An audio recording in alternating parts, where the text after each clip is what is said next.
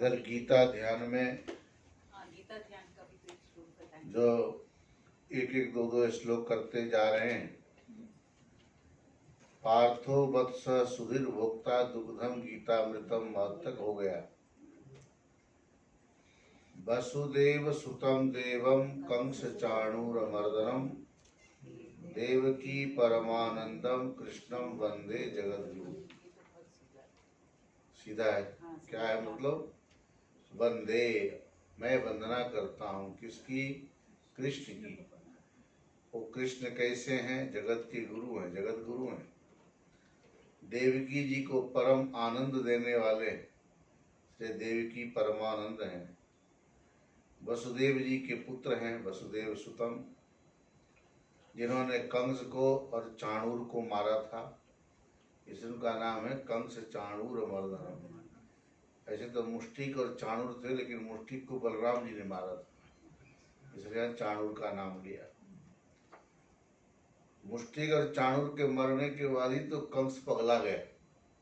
भागवत में सबको मारते मारते कुवलिया पीड़ हाथी सबको मल्ल युद्ध के लिए बुलाया था ना जब, तो उसमें भगवान ने मुष्टिक चाणूर से कहा, अरे तुम तो राजा के यहाँ रहने वाले, माल खाने वाले, हम जंगल के रहने वाले, बोले तुमने भी खूब गाय के दूध मक्खन सब खाया है। बोले वो तो ठीक है, हमारी उम्र बहुत छोटी है ना, तुम लोग इतने बड़े बड़े पहलवान, 7-7, 8-8 फीट के, हम कहाँ 2.5-3 फीट के छोटे बच्चे। बोले अभी अभी तुमने 1000 बल रखने वाले, 1000 हाथी के बल जिसके अंदर था, ऐसे कुबलिया पीड़ को मारा है। ये कोई सामान्य आदमी मार सकता है क्या? तुम्हारे अंदर बहुत बल है, देखने में छोटे हो तो क्या हुआ? बोले नहीं, तुम लोगों ने तो अभ्यास कर रखा है पहलवान और राजा के, हम लोग जंगल में गाय चराने वाले। बोले जंगल में तो अपने दोस्तों के साथ खेलते होगे, गाय चराते समय तुम्हारे अंदर बहुत शक्ति है, ऐसे केवल बहानेबाजी मत करो। भगवान चाह ही रहे थे कुछ बोले तो फिर आगे तो जो करना हो तो करना ही है। फिर मल्ल युद्ध शुरू हुआ, तो मुष्टिक के साथ भिड़ गए बलराम जी और चाणूर के साथ भगवान कृष्ण, इसलिए कंस और चाणूर का नाम आया, मुष्टिक का नाम नहीं दिया। कंस चाणूर मर्दनम, ऐसे भगवान कृष्ण की वंदना करते हैं। और कल कर देंगे, हो जाएगा गीता ध्यान। उच्चारण तो आप लोगों को बढ़िया से आता ही है, उच्चारण भी ठीक से होना चाहिए। अब तो याद हो गया होगा सब करीबन। 10वां श्लोक। मयि चानन्य योगेन भक्तिरव्यभिचारिणी विविक्त देश सेवित्वम् अरतिर्जन संसदी। अव्यभिचारिणी अनन्य योगेन मयि भक्ति, एक ये भी साधन है। कितने हो गए थे इसको मिला के? 18। और ये 16वां होगा ना? 16 हो गया, 17, 18 और उसके बाद आगे 2 है, ये 16वां है। हाँ। जिसका विचार कल हुआ। हाँ। अनन्य भाव से, एकत्व भाव से, कभी विचलित न होने वाले, अनन्य योग पूर्वक जो मुझ में भक्ति करते हैं, उससे भी ज्ञान की प्राप्ति होती है। विविक्त देश सेवित्वम से चलेगा, इसका भाष्य पढ़ना है। विविक्त देश सेवित्वम, विविक्तः स्वभावतः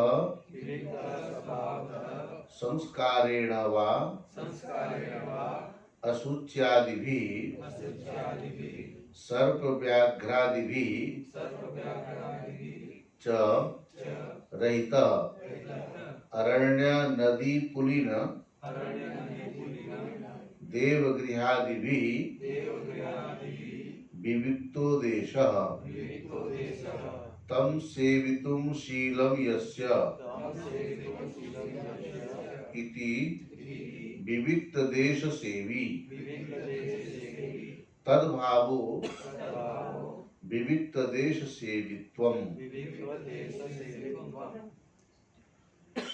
विविक्त देश सेवित्वम ऊपर भी है और नीचे भी लिख दिया विविक्त देश सेवित्वम का मतलब इसका अर्थ ये है। विविक्त देश सेवित्वम किसको कहते हैं? तो सबसे पहले कहा विविक्तः। विविक्तः का मतलब सामान्यतः तो एकांत होता ही है। भाष्यकार लिखते हैं एकांत जगह होने पर भी ये उसका विशेषण है जो स्वाभाविक रूप से संस्कारित किया गया स्थान होना चाहिए, क्योंकि स्थान में भी कई बार मतलब स्थान का एक अपना महत्व होता है। जैसा भी प्रेमपुरी आश्रमी है तो रोज यहाँ एकांत परमात्मा का चिंतन चल रहा है, इसलिए स्थान पवित्र है अपने आप में। है तो पृथ्वी ही, सभी भूमि पृथ्वी का ही रूप है, लेकिन जिस जगह में शुभ कार्य होता है उस जगह की अन्य जगहों की अपेक्षा विशेषता हो जाती है। ऐसे जगह में रहने से भी सहायता मिलती है। विविक्त सेवी लघ्वासी यतवा काय मानस ध्यान योग परो नित्यम, ऐसा करके आता है। ध्यान योग परो नित्यम किम नाम ध्यानम किम नाम योग, बोले आत्मस्वरूप चिंतनम ध्यानम, स्वरूप चिंतनम ध्यानम। आत्म विषय एव एकाग्रीकरणम इति योग, आत्म संबंधी एकाग्रता हो। लोक में भी बोलते हैं चित्त एकाग्र हो जाता है कहीं किसी चीज में, उसका नाम योग नहीं होगा। आत्म संबंधी जब एकाग्रता होगी तो उसका नाम योग होगा। सामान्यतया हिसाब किताब को जोड़ते हैं, बोलते कुल योग कितना हो गया टोटल, वो भी योग है। जुड़ने का नाम योग है। और योग से दैव से प्रारब्ध से मिल गए, आप योग से मिले, संयोग से मिले, हाँ तो उसको वहां पर भी योग का प्रयोग होता है। और दूसरे अध्याय में लिखा तम विद्याद दुख संयोग वियोगम योग संगीतम। दुख संयोगों का जो वियोग हो उसका नाम योग है। क्या? दुख संयोग का जो वियोग है उसका नाम योग है। हम लोग इस समय दुख से संयुक्त हैं कि वियुक्त हैं? संयुक्त है, जुड़े हुए हैं। क्या शरीर में आए, आत्मा का शरीर के साथ क्या हो गया? संयोग हो गया। इसका नाम क्या है? दुख संयोग। अब इससे हम क्या होना चाह रहे हैं? वियोग करना चाह रहे हैं। तो जब वियोग हो जाएगा तब नाम पड़ेगा योग। अभी संयोग है। इसी प्रकार से युक्ताहार विहारस्य युक्त चेष्टस्य कर्मसु युक्त स्वप्नावबोधस्य योगो भवति दुःखहा, इसका नाम है योग। वहां योग का नाम क्या दिया? टाइम से जितने भूख लगे उतने खा लेने का। कई बार फ्री में जहाँ मिलना होता है तो भूखे रह लेते हैं, जब मिलेगा तभी खाएंगे, नहीं तो भूख नहीं भी है, खाने को मिल रहा है फिर भी खा लेंगे। भूख है, नहीं मिल रहा है या फ्री में मिल रहा है तो भी भूखे रहेंगे। तो ये सब युक्ताहार नहीं होता है। युक्ताहार में सब में जोड़ देना है, युक्ताहार विहार, आहार विहार। युक्त स्वप्न, ठीक से सोना, समय पर सोना, नींद पूरी करना, ठीक से जगना, ज्यादा जगना भी ठीक नहीं, ज्यादा सोना भी ठीक नहीं, नहीं तो ये योग नहीं कहलाएगा। युक्त स्वप्न और अवबोध मतलब जगना। उदस्य योगो भवति दुःखहा, ऐसा योग दुख का हनन करने वाला होता है, दुख का नाश कर देता है। इसका नाम है दुःखहा। दुखम हंति इति दुःखहन, दुख हन से बनता है दुख हा व्याकरण में। और योग कर्मसु कौशलम, कर्मों को करने की जो कुशलता है इसका नाम भी योग है। सिद्ध सिद्ध समो भूत्वा समत्वम योग उच्यते। सिद्धि और असिद्धि दोनों में जो कल आपने पढ़ा नित्यम च समचित्तत्वम, ये भी योग है। हो गया काम भगवान की कृपा से हुआ, नहीं हुआ उनकी मर्जी, क्या कर सकते हैं। नहीं तो प्राय होता क्या है, हो गया तो मैंने किया और नहीं हुआ तो भगवान जाने। जैसे उस दिन बताया था, वो 2 महात्मा थे, एक तो अभी भी है, एक चले गए कोरोना काल में, बड़े मस्त महात्मा। बोले स्वामी जी आपका भी नाम नारायणानंद और एक का भी नाम नारायणपुरी। लोगों को पता नहीं चलता कि नारायणानंद कौन है, नारायणपुरी कौन है। तो बड़े विनोदी स्वभाव के थे वो। उन्होंने कहा कि जहाँ अच्छा काम हो वहां मेरा नाम लगा देना, जहाँ खराब काम हो वहां उनका नाम लगा देना। तो ऐसा करना है, जहाँ काम हो गया मैंने किया, जहाँ नहीं हुआ भगवान ने किया। जो हुआ वो भी उन्होंने किया, जो नहीं हुआ वो भी उनकी मर्जी से। तब जा करके सिद्धि और असिद्धि में सिद्ध सिद्धियो क्या समोभूत्वा, दोनों में समानता है, तब इस समता का नाम योग है। तो ऐसे गीता में जगह जगह योग के अलग अलग रूप बताया है। तो यहाँ जो है आत्म विषय एव एकाग्रीकरणम नाम योग, ध्यान योग परम परो नित्यम।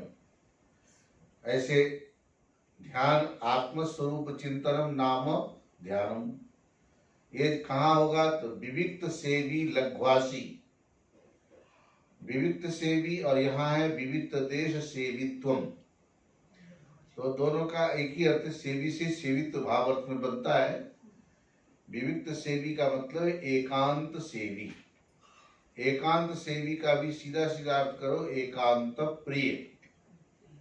एकांत में रहने से लाभ ये होता है कि व्यक्ति के ऊपर तमोगुण का प्रभाव कम आता है, ये सबसे बड़ा लाभ है। साधकों की बात कर रहे हैं, नहीं तो आजकल तो अकेलापन हो, एकांतपन हो तो हाँ, एक तो लोनलीनेस बोलते हैं ना, हाँ जी, लोनलीनेस, और एक और भी होता है ना अंग्रेजी में शब्द सोलिटरी, क्या होता है, सॉलिटरी कन्फाइनमेंट। सॉलिट्यूड। जो सॉलिटरी कन्फाइनमेंट देते हैं ना जेल में, अकेले में रखते हैं उसको, वही बोलते हैं सॉलिटरी, मतलब अकेले में। सॉलिटरी वही अकेलापन हुआ ना। तो वो सॉलिटरी कैद में डाला तब है या अपने घर में तब है? जेल में डाला तभी, गलत में भी है। इसलिए किसी ने कहा हर दरवाजे को बंद करने का नाम जेल नहीं है, अनुशासन के लिए दरवाजा बंद करना भी जरूरी है। केवल दरवाजा बंद करने का नाम जेल नहीं है। ऐसे ऐसी पंक्ति सब आती है। आजकल मोबाइल में ज्ञान बहुत बांटते हैं लोग, अच्छा भी लगता है, अच्छी अच्छी चीजें होती है। तो ये जो सोलिट्यूड है या सोलिटरी जो बोलते हैं, कैद खाने में रहना, या ये जो है लोनलीनेस, लोनली अंग्रेजी शब्द बढ़िया है ना, ONE, नेस लगा दिया, वननेस, उसमें लगा दिया LONE, लोन, फिर लगा दिया एलोन। अलूफ भी शब्द होता है, अलूफ, अलूफ भी होता है, अलग, सबसे अलग होना, अलग हो गया, तो अलग ही रहना है सबसे। तो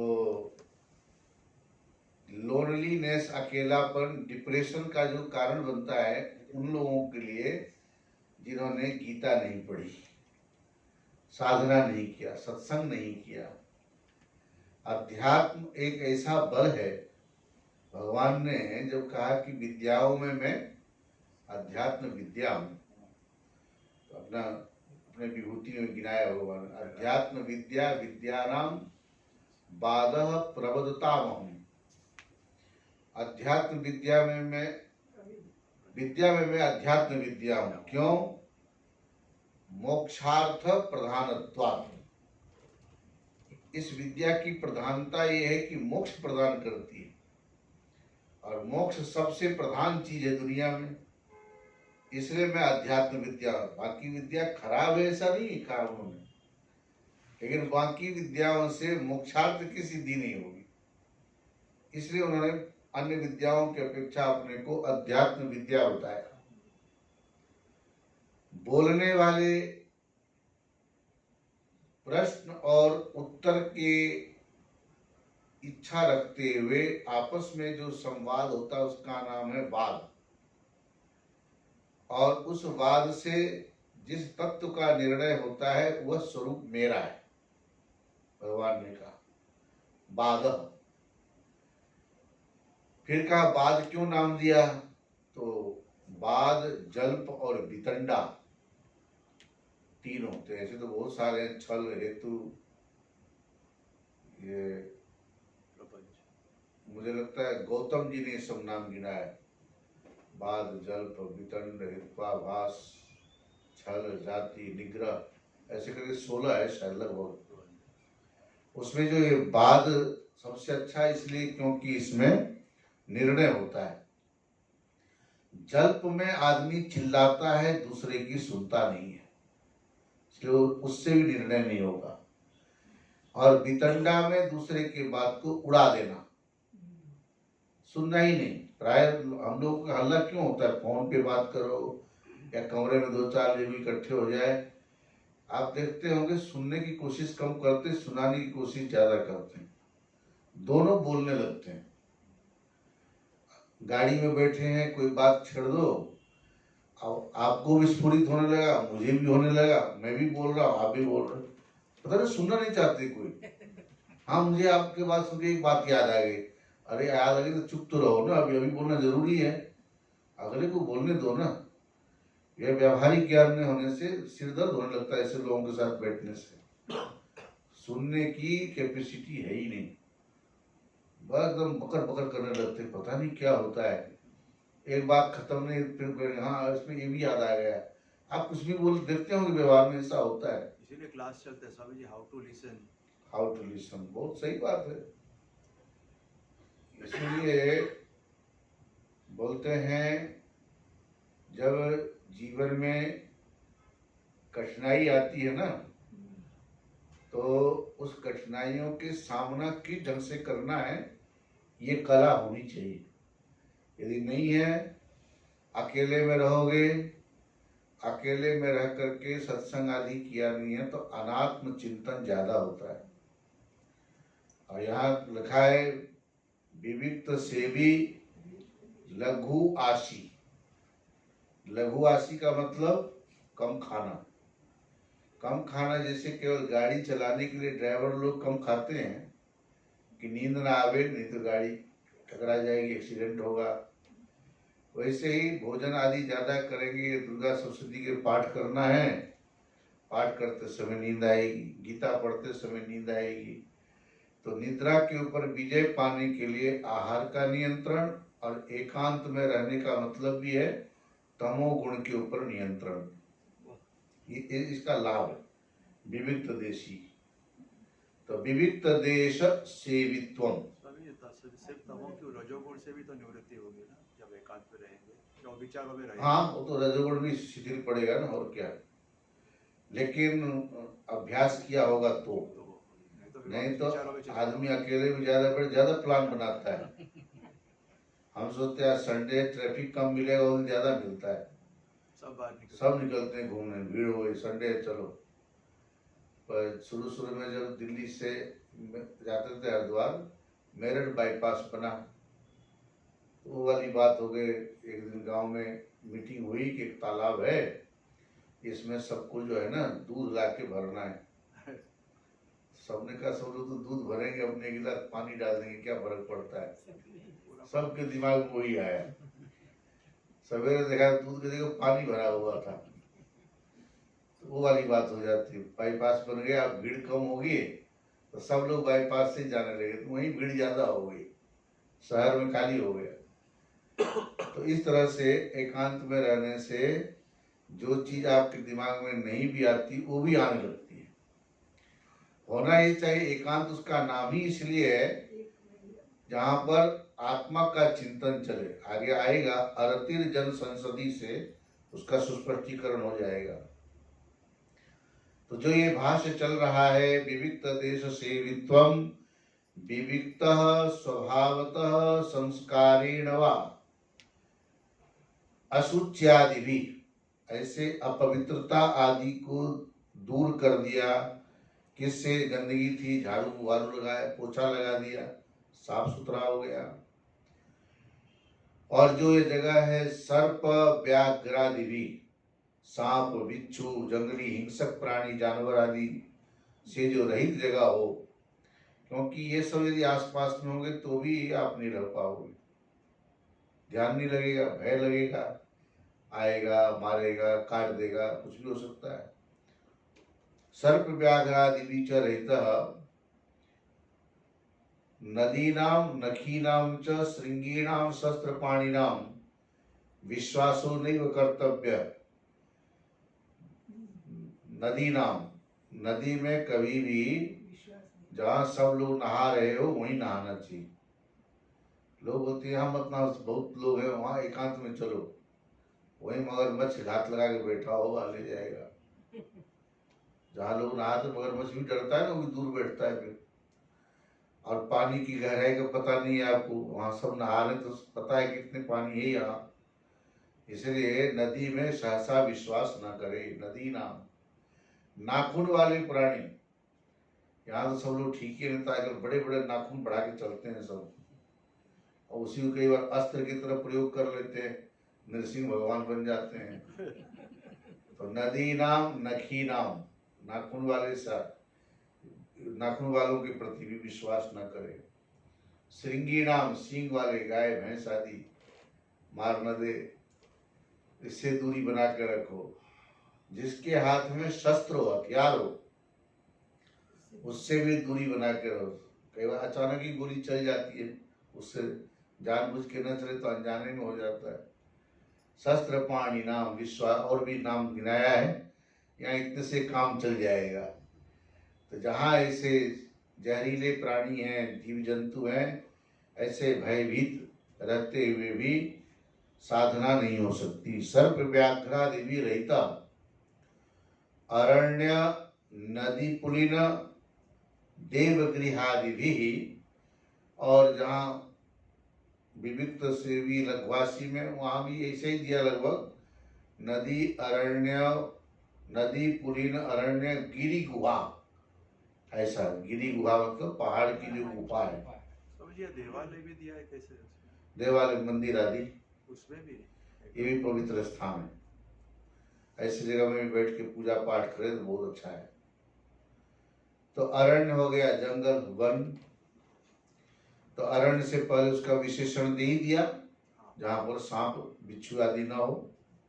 नदी मतलब नदी, और पुलिन मतलब किनारा, नदी के तीर तट पर बैठ करके।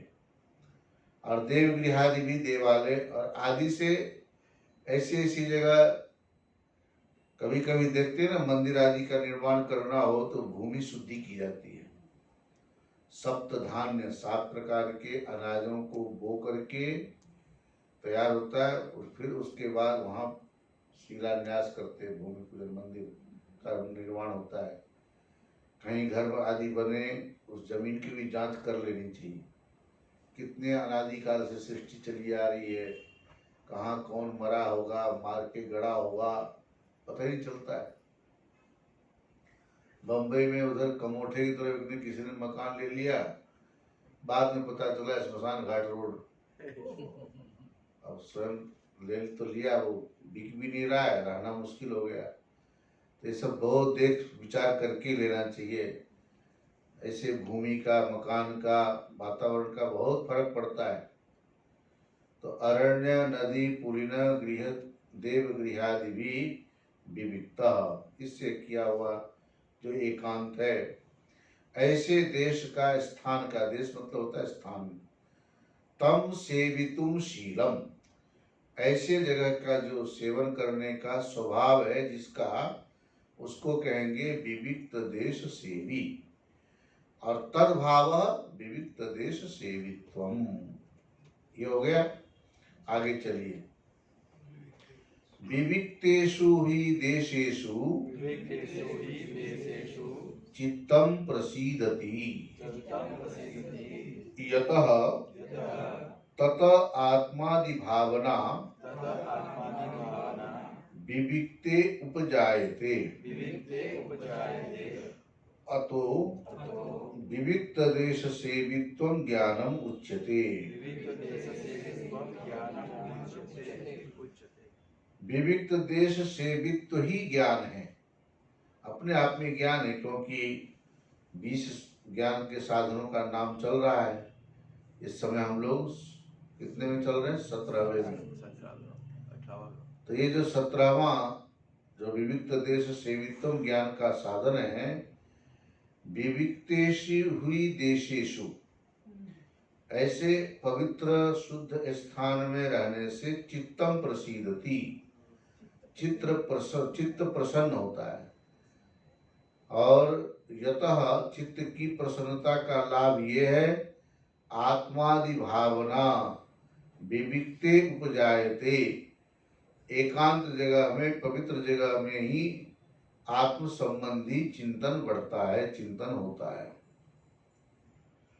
अतो विविक्त देश सेवित्वम ज्ञानम उच्यते। सामान्यतः हो गया।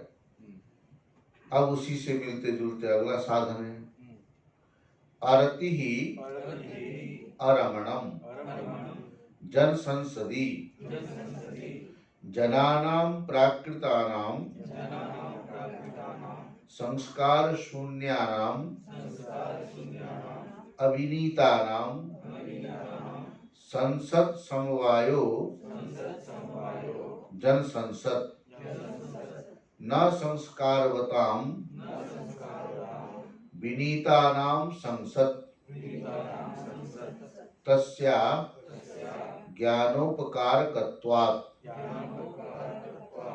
अतः प्राकृत जन संसदी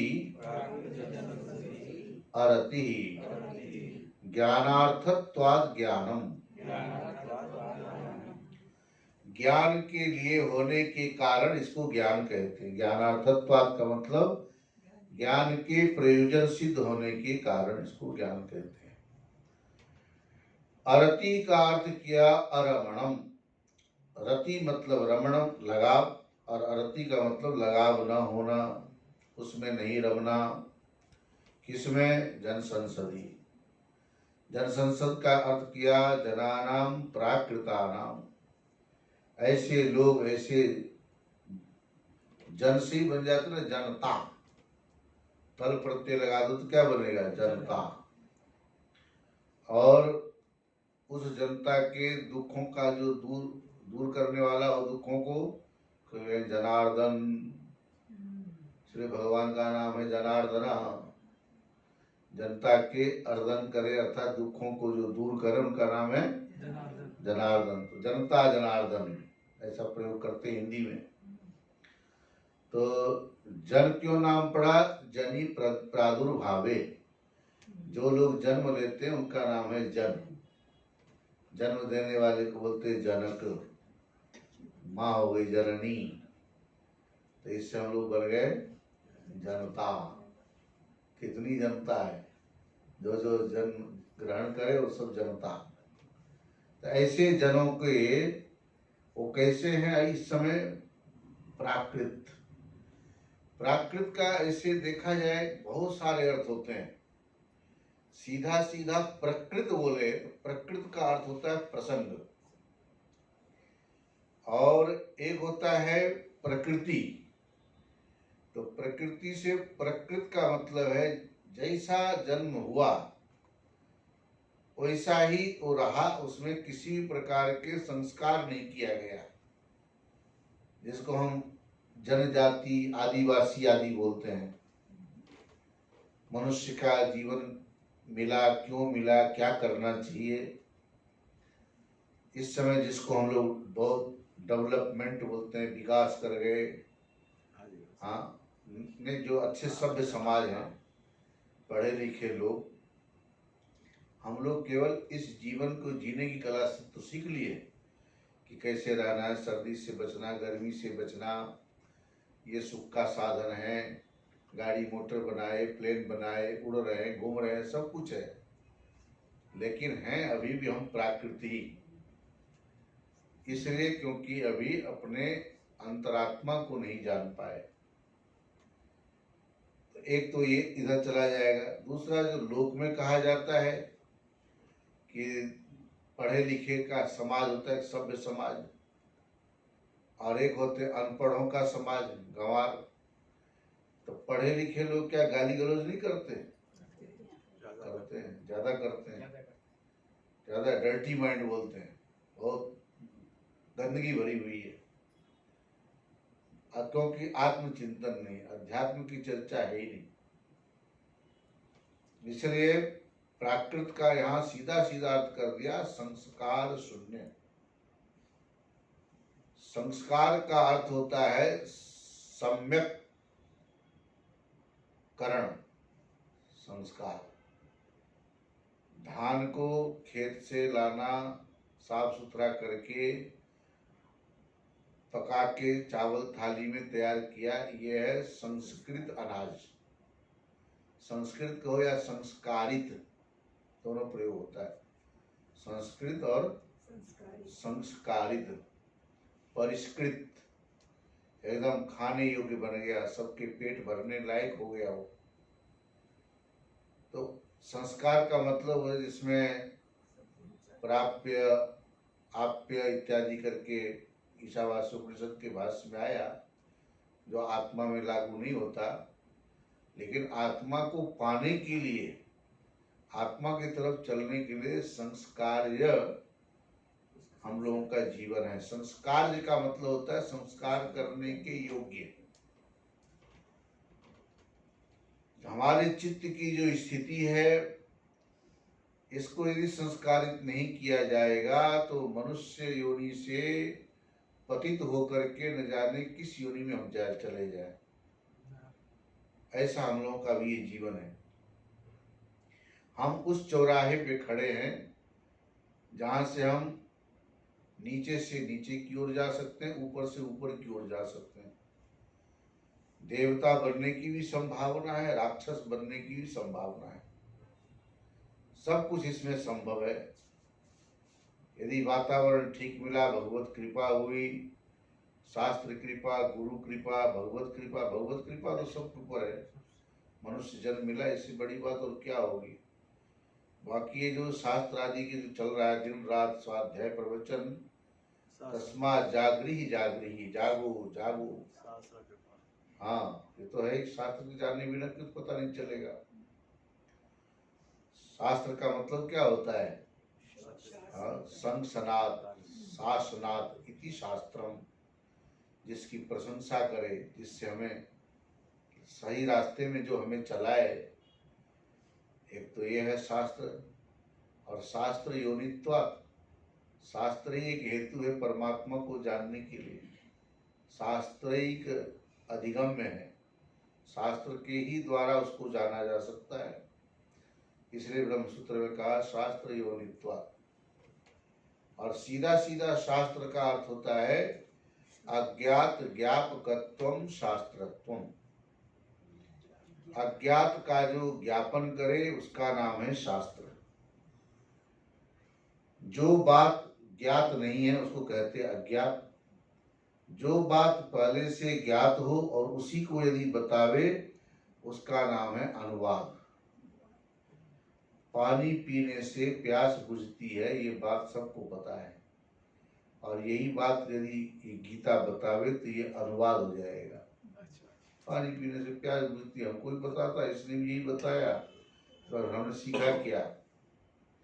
तो जो हमें पता नहीं है, सामान्यतया मैं हूँ, आदमी हूँ, स्त्री हूँ, पुरुष हूँ, इसके लिए आपने कोई शास्त्र नहीं पढ़ा है।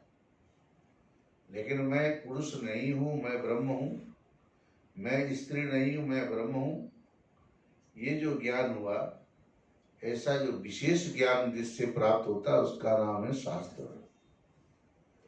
सामान्य ज्ञान सबको है कि मैं स्त्री हूँ, मैं पुरुष हूँ, लेकिन उनको विशेष ज्ञान ये नहीं है कि मैं आत्मस्वरूप हूँ। स्त्री पुरुष तो शरीर का धर्म है, शरीर का नाम है। आत्मा न स्त्री है ना पुरुष है। ये जो विशेष ज्ञान, इसका मतलब है सामान्यतः आपको मनुष्य बनने का, स्त्री बनने का भान था, आत्मा का भान नहीं था। तो ये जो अज्ञात था उसका ज्ञापन किसने किया? शास्त्र ने किया। ज्ञापन का मतलब होता है जानकारी देना, और जानकारी जो देने वाला होता है उसको बोलते हैं ज्ञापक। ज्ञापन किया शास्त्र ने तो ज्ञापक हो गया शास्त्र। तो अज्ञात का ज्ञापन कराने वाला होने से अज्ञात ज्ञापकत्वम शास्त्रत्वम। तो ये जानने वाला ज्ञानी हो गया, जानने वाला ज्ञानी हो गया, ज्ञाता हो गया। तो काव्य शास्त्र विनोदेन कालो गच्छति धीमताम। काव्य शास्त्र आदि में लगे रहने वाले बुद्धिमान लोग होते हैं, और उटपटांग काम करना, उटपटांग खाना पीना, झगड़ा लड़ाई करना, ये सब जो है ना, व्यसने न च मूर्खाणाम निद्रया कलहे नवा। या तो सो जाता है और उठता है तो महाभारत करता है। ऐसे लोगों को लगता है तो पड़े रहे सोते रहे तो ठीक है। सारी बातें आ गई। केवल संस्कारहीनता, संस्कार शून्यता के कारण जो प्राकृत लोग हैं, जिनके अंदर संस्कार नाम की कोई चीज ही नहीं है, वो चाहे दुनिया के डेवलप कर जाए, आध्यात्मिक दृष्टि से वो अभी हमारे लिए प्राकृत ही है। और जो दुनिया के लोग माहिर हैं, पढ़े लिखे लोग हैं, उनके दृष्टि में जंगल के लोग रहने वाले जंगली हैं। और वेदांत आदि शास्त्र की दृष्टि से जितने भी अनात्मा के चिंतन करने वाले वो सब के सब जंगली हैं। इसलिए यहाँ पर जन संसद का अर्थ करते हैं अविनीता नाम संसद। विनीत का अर्थ होता है हम्बल, नम्र। ये कब आता है पता है? इसी को बोलते हैं विनय। विनय का मतलब नम्रता। विद्या विनय संपन्ने, और विद्या ददाति विनयम। जिस पेड़ में फल लगते हैं उसकी डालें नीचे झुकती है। जिसके अंदर पढ़ने लिखने की कुवत है, पढ़ा लिखा आदमी है, वो नम्र होता है। आप धनवान होके धनिक पना न दिखाओ तो आप देवता हो। विद्वान होके विद्वत्ता न दिखाओ, आप देवता हो। पता भी है इसको ज्यादा नहीं आता, फिर भी उसको बढ़ा करके ही बोलो। उसको नीचा करके दिखाने की कोशिश मत करो, हल्का मत करो। दोष लगता है, पाप लगता है। किसी के चित्र को दुखा रहे हो, और अभी तो फिर क्या है, थोड़ा सा बोलना आ जाए, कुछ करना आ जाए, दूसरे को तो हम कुछ समझते नहीं है। तो ये भी एक अविनीत का लक्षण है। विद्या ददाति विनयम विनयाद याति पात्रताम। जब विद्या से विनय आती है तो विनय से हमारे अंदर पात्रता आती है। पात्रता का मतलब ही है वही एबिलिटी, योग्यता। आप उसके योग्य बन जाते हो, जिसके लिए हम लोग ये गीता के 20 साधन पढ़ रहे हैं। उसी योग्यता को प्राप्त करने के लिए, जिससे हम तत्वनिष्ठा वाले बन सकें, तत्वनिष्ठ हो सकें, ज्ञाननिष्ठ हो सकें, उसके लिए तो सब अभ्यास करना है। तो अविनीता नाम संसद, जहाँ पर ये सब इकट्ठे होते हैं, समवाय इकट्ठे होकर के, उसका नाम है जन संसद। बोलने की तमीज नहीं है। जैसे अष्टावक्र जी को देख करके राजा जनक के सभा में सबने हंसी उड़ाई। अष्टावक्र जी ने कहा मैं जा रहा हूँ। राजा जनक बोले क्यों जा रहे हो? बोले मैं तो आया था ब्रह्मज्ञानियों से मिलने के लिए, यहाँ देखता हूँ चमार लोग बैठे हैं। बाप रे बाप, कितनी बड़ी बात कह दी। ये तो गाली देना ही है ना। हाँ जी। जिसके दिमाग में ये बैठा हो कि मैं ज्ञानी हूँ और उसको कह दे तू ज्ञानी नहीं चमार है, काम ही के ऐसा किया, उन लोगों ने हंसी उड़ाई उनकी। अष्टावक्र जी उतने बड़े ज्ञानी राजा जनक जानते थे, पहचानते थे। तो ये तो सबको पता है कि किस्सा कहानी स्टोरी है। तो ऐसे जब हंसी उड़ाते हैं तो ये अविनीतों का ही लक्षण है। अविनीतानाम संसद समवायो जन संसद न संस्कारवताम विनीतानाम संसद। बोलते हैं जो विनीतों का संसद है, समुदाय है, उसमें अरति नहीं करनी है, उसमें रति रखनी है। जो अविनीतों का समुदाय है उसमें अरति होनी चाहिए। संस्कारियों के बीच में तो रहना ही चाहिए, उससे हमें अपने अंदर जो दोष को निकालने में और गुण को लाने में आसानी होती है। आप देखो गाली देने वाले के बीच में रहोगे ना तो गाली ही सीखोगे, और जहाँ गाली बोलना खराब है, डांटते हैं, बुरा मानते हैं, तो आएगा भी तो निकलेगा नहीं, धीरे धीरे अपने आप कम होता जाएगा। इसलिए हीयते ही मतिस्तात हीनैः सह समागमात् समैश्च समतामेति विशिष्टैश्च विशिष्टता। छोटे लोगों के साथ रहोगे तो वही गुण संस्कार अपने अंदर आएंगे, गुण कर लो अवगुण कर लो। तो ये हीयते ही मतिस्तात, हे तात, हीन लोगों के साथ रहोगे तुम्हारी बुद्धि का विकास नहीं होगा। और समैश्च समतामेति, अपने समान वालों के साथ रहोगे तो वहीं पर अटके रहोगे, उससे आगे नहीं बढ़ोगे। लेकिन हाई फाई वाले मामले में रहोगे, डॉक्टर के पास जो रहता है ना सेवा करने वाला, उसको भी कई दवाइयों का नाम मालूम पड़ जाता है, वो भी इंजेक्शन आदि सब देना सीख लेता है। वो कोई मेडिकल कॉलेज में पढ़ने नहीं गया, डॉक्टर के साथ रहते रहते उसके अंदर भी कुछ गुण आ गए, और डॉक्टरी पढ़ाई करके भी यदि गंवारों के बीच में रहेगा तो अपना डॉक्टरी पढ़ा करना भूल जाएगा। ये संग का प्रभाव होता है। तो संस्कारवतां विनीतानां संसद तस्याह ज्ञानोपकारकत्वात्, ये है ना। हाँ जी,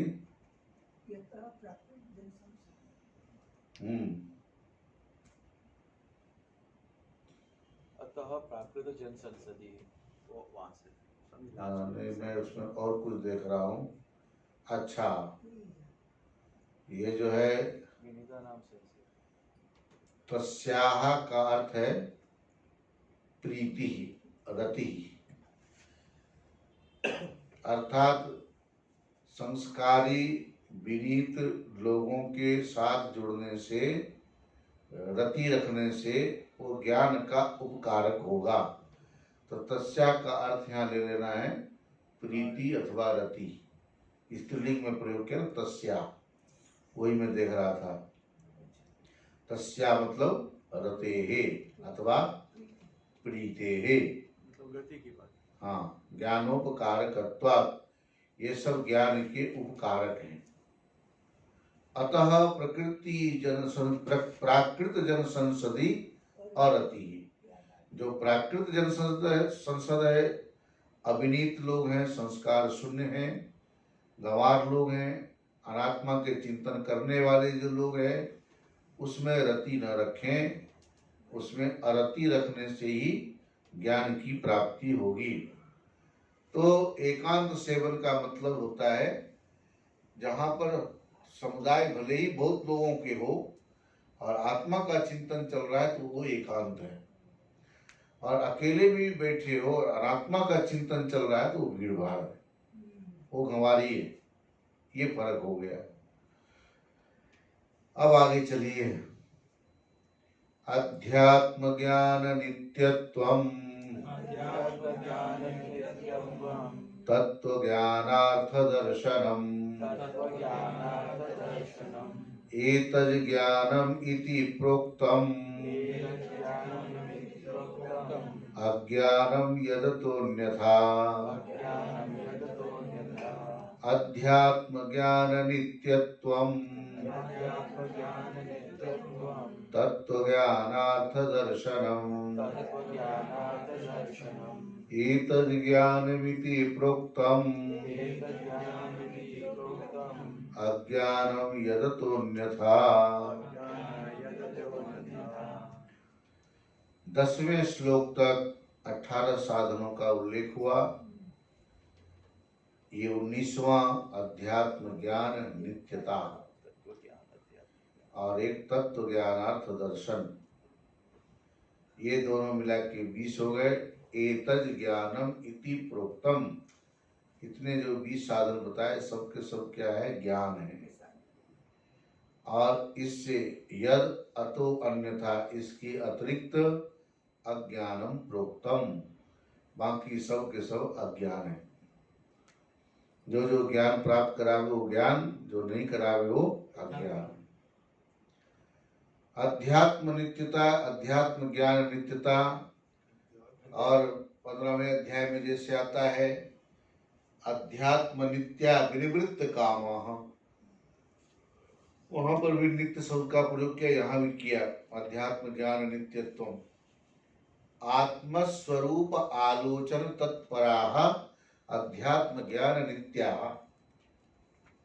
आत्मा के स्वरूप के आलोचन नित्य निरंतर करना, इसका नाम क्या है, अध्यात्म नित्यता, अध्यात्म ज्ञान नित्यता। ऐसा जिसका स्वभाव है, जिसका रहन सहन है, उसको कहते हैं आध्यात्मिक व्यक्ति। आप लोग कौन से व्यक्ति हो, आध्यात्मिक व्यक्ति हो। अध्यात्म चिंतन करते हो, आत्मा का चिंतन करते हो, मोक्ष प्राप्त करने के लिए हम लगे हुए हैं। इसलिए हम सब के सब क्या हो गए, आध्यात्मिक मुमुक्षु, है ना। मुक्त होना है। बंधन का पता लगा कि नहीं पहले? बिल्कुल लगा। क्या है बंधन आपका? काम करो। अरे वो तो शरीर में रहोगे तब तक रहेगा, वो नहीं। जन्म मृत्यु का है, जन्म मृत्यु। अच्छा, बंधन को आपने पकड़ा है या बंधन ने आपको पकड़ा है? पता लग गया? फिर तो छोड़ोगे, पक्का हो गया। नहीं तो यदि उसने पकड़ा होगा तो बोलते वो जब छोड़ेगा तब छोड़ेगा, मैंने तो पकड़ा नहीं है। एक बार किसी ने कहा, हमने सुना आपने आश्रम छोड़ दिया। बोले मैं आश्रम को पकड़ा कब था जो छोड़ दिया। जिसको पकड़ने का भान है वही छोड़ने का भी उसको प्रतीति होगी। पहले से ही ऐसे अपने मन को बना कर रखो, बाहर से ऐसा दिखना कि आपसे ज्यादा लगाव किसी का है नहीं, और अंदर से ऐसा रहना कि जैसे प्राण निकलता है तो एक क्षण में हम दुनिया के लिए किसी काम के नहीं रहते ना, वैसे वहां से ऐसे निकलो। बोले पत्ता भी जब पक के पेड़ से टूट के गिरता है तो पेड़ को भी पता नहीं लगता है। नहीं तो लोग निकलते हैं बखेड़ा करके, हो हल्ला झगड़ा लड़ाई, कुछ नहीं करना है। यहीं तक का अपना प्रारंभ था, इससे आगे और कोई भगवान ने बनाया हुआ, कुछ सोचा होगा हमारे लिए, तो क्यों उसमें आग्रह बुद्धि रखें। चलिए और विचार कल करेंगे। पूर्णात् पूर्णमुदच्यते पूर्णस्य पूर्णमादाय पूर्णमेवावशिष्यते। ओम शांति शांति शांति। शंकरं शंकराचार्यं केशवं बादरायणं सूत्रभाष्यकृतो वन्दे भगवन्तो पुनः पुनः। ईश्वरो गुरुरात्मेति मूर्तिभेदविभागिने व्योमवद्व्याप्तदेहाय दक्षिणामूर्तये नमः। ओम शांति।